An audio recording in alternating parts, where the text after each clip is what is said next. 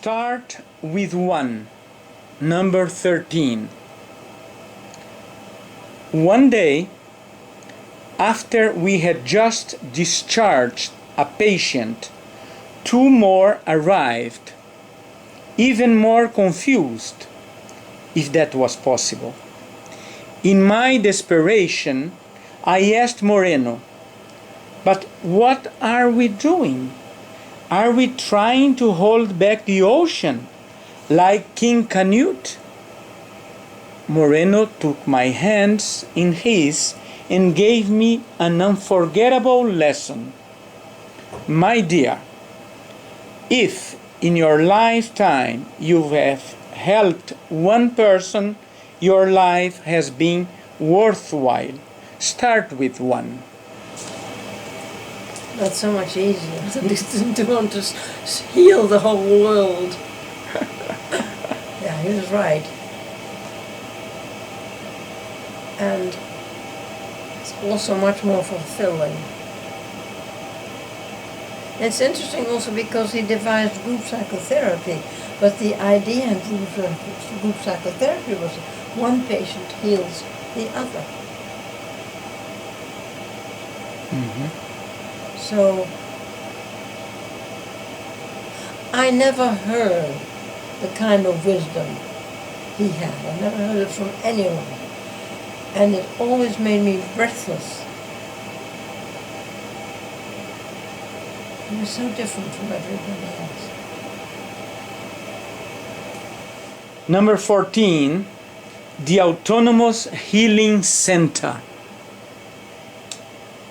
Page 264.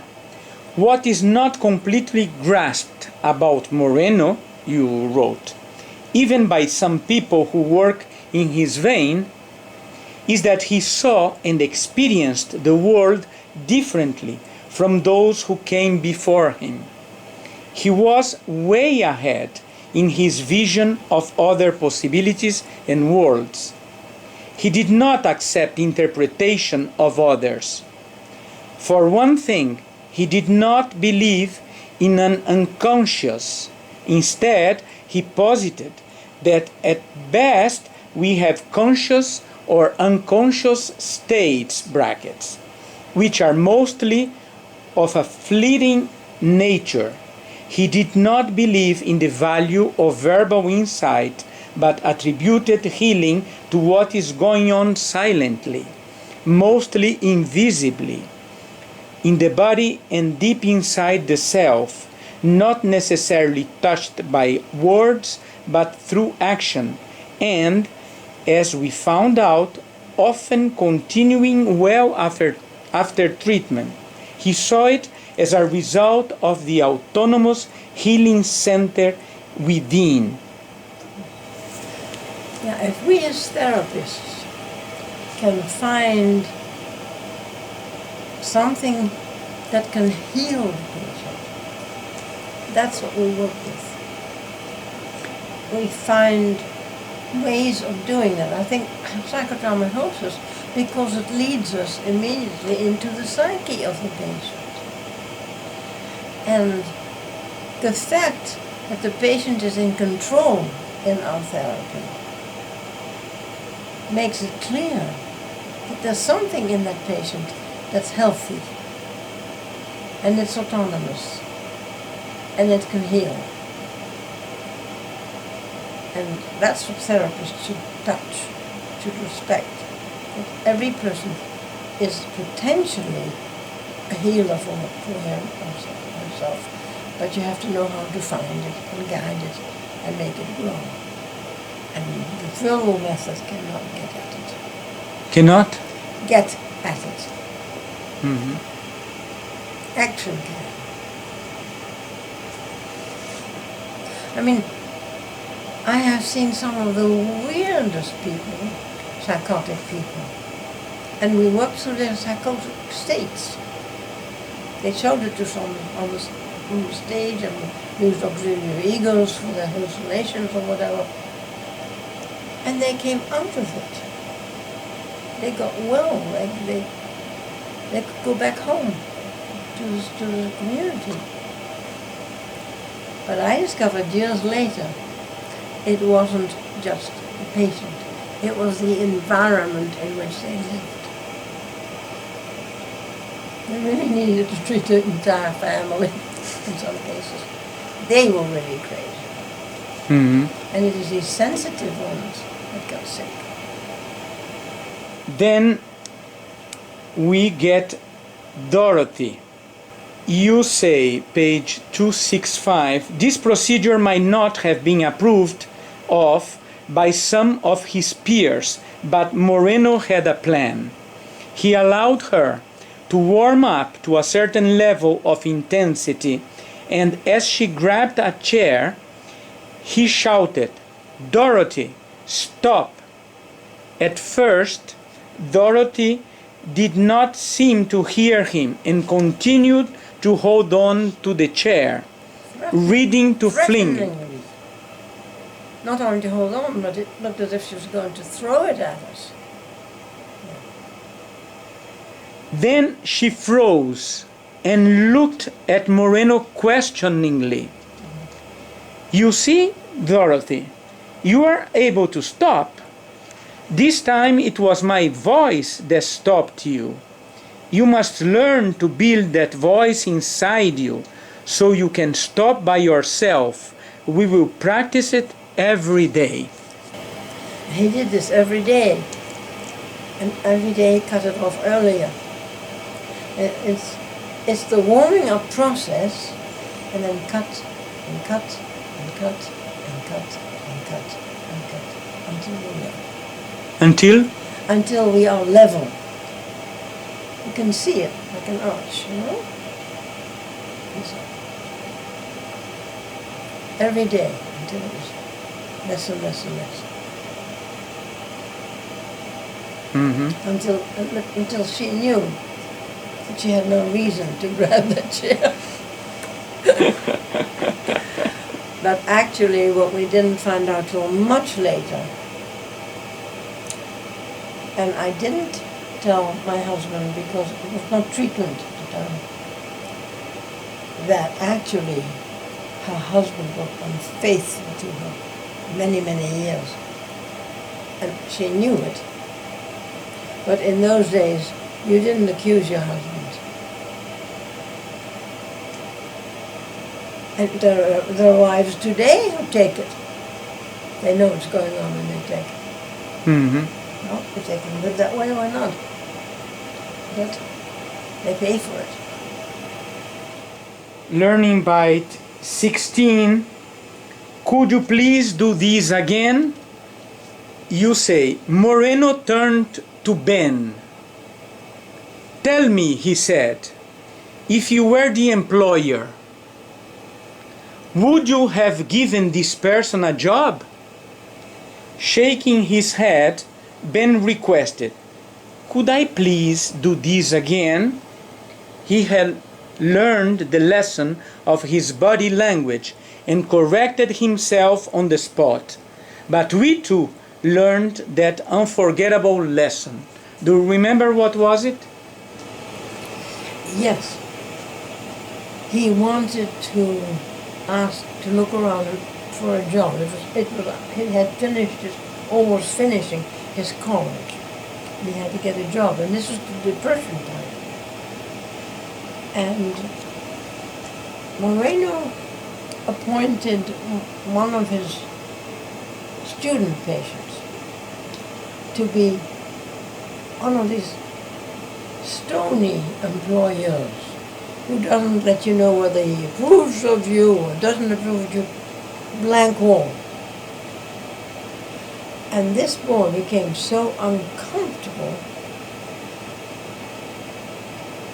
What Moreno did was, when he finished, didn't stop it. When he finished, he said, let me show you what you did with your body in the mirror. No, what had happened was, I think I mentioned, he asked us, did he perform well? Now, if you had just heard the dialogue,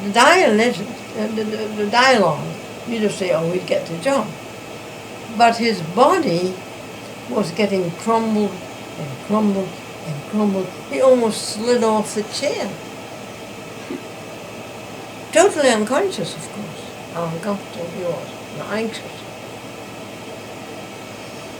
And that taught me how much the body conveys, separate from the mind and from speech. Or it does something specific that may or may not fit the situation, separate from everything else, because of anxiety. Because of? Anxiety.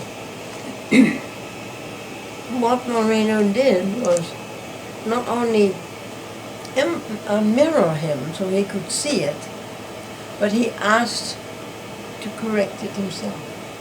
And so he went through a good correctional experience. That was the wrong warm-up. You know, sometimes we do that. We start to do something and our voice says, no, that's not the way to go. And if we're not honest and we just go on, it's a problem. Whereas if we say, excuse me, that's not correct. Let's go back a bit. Change the track. You yourself, you correct yourself when you are directing. Yeah. Well, then the 17th piece. Marriage is not a romance. One of the stunned group members said accusingly to Moreno, "What have you done? You've destroyed a beautiful romance." Moreno thoughtfully responded, "First of all, I didn't do it. She did. And let's face it, marriage is not a romance. Mistaking marriage for a romance is serious. It seems that you, their classmates, helped to dream up a romance and supported it. Obviously, this young lady discovered the real truth for herself. Isn't it better for this to happen before they are married than afterward?" Then he turned to the young man, still utterly dejected, put his hand on his shoulder in a fatherly fashion and said, "I'm so sorry. It's going to take time for you to heal." Moreno explained that the psychodrama process reveals the truth in our hearts, a truth that may not be pleasing or satisfactory to others, but is nevertheless utterly real. It was a very daring event and a lesson for us all. Remember that? Oh, I do. She flung the ring at him. And it all looked so kind and sweet, you know, to begin with. But when he projected them into the future, a year from now, that's when she began to see, this isn't working. There's no point in us hanging on like this. I have outgrown it. So I have to stop it. Number 18. Life is a test. We must learn to live with others, to be essentially real and flexible, as well as recreating ourselves anew each day. Not an easy assignment. Some anonymous wit produced a poster stating, "Life is a test. It is only a test." If this were your actual life, you would have been given better instructions. I believe psychodrama or role-playing to be a set of better instructions for people to find and create their actual life. Brackets. Some who appear to fail in those abilities came to Moreno's attention because he came from a model of health instead of pathology. He considered such failure of value in itself a lesson, taking us to new learning. Well, he was right. Before him, I had a relationship with a young man, and the first date we had, he said, "I'm not going to marry you." And I didn't have the sense to say, "I don't remember asking you," but that was internal, you know. And he was right. We had a long relationship, but it wouldn't have worked. Although he was very supportive of helping my sister come to this country. As a friend, he was fine. So you have to pick the right roles for people. and if you pick the wrong one, they can't perform. When we are young, we believe that what we see and want is correct. It's going to work. But we're too young to know that it isn't.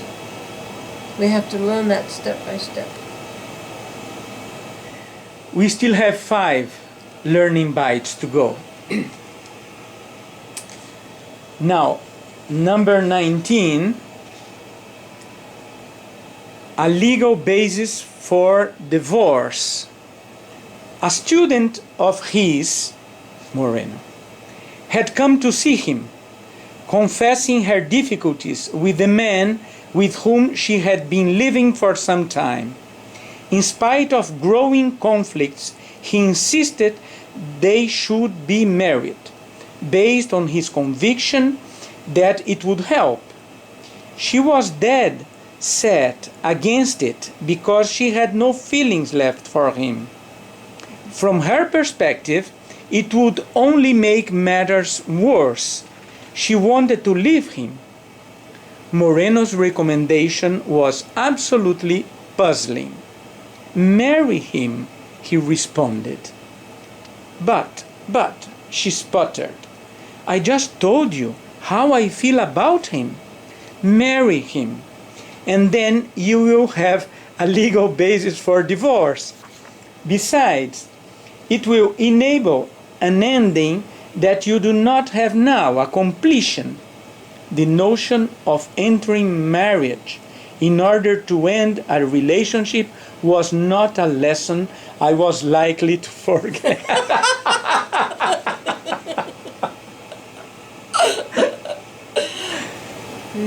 Yeah, I remember it exactly.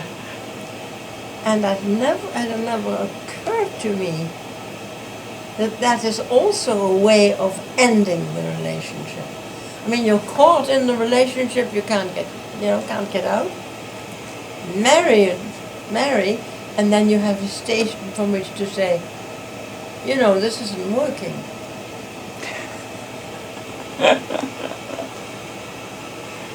Yeah, this is genius. Yeah, it would have gone dragging on endlessly.